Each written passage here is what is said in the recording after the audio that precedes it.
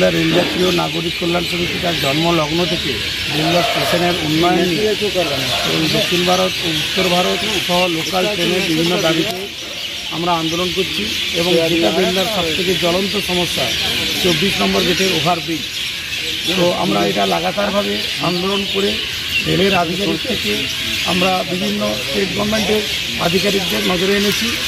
আমরা গতকাল শুনেছি যে রেলের আধিকারিক সহ বিভিন্ন স্টেট গভর্নমেন্টের আধিকারিকরা জায়গা পরিদর্শন করে ওভারব্রিজ করার পরিকল্পনা করেছেন। এতে আমাদের সাধুবাদ।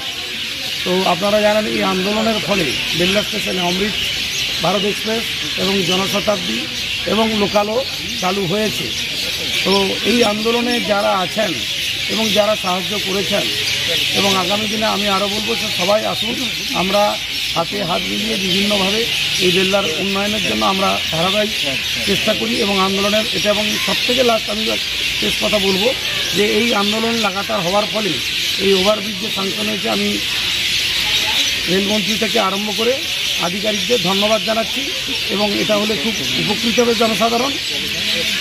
এবং এটা লাগাতার আন্দোলনের ফলে যে এটা আন্দোলনের জয়, তো এটাই আমরা বলছি যে এটাকে আরও ভালোভাবে আমরা যদি ডিসেম্বরের মধ্যে না চালু হয় আমরা বৃহত্তর আন্দোলনে যাব।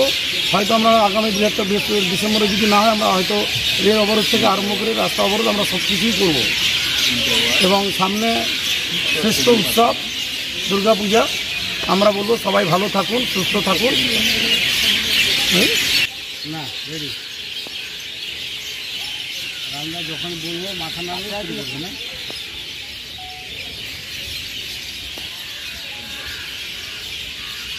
আপনি প্রশ্ন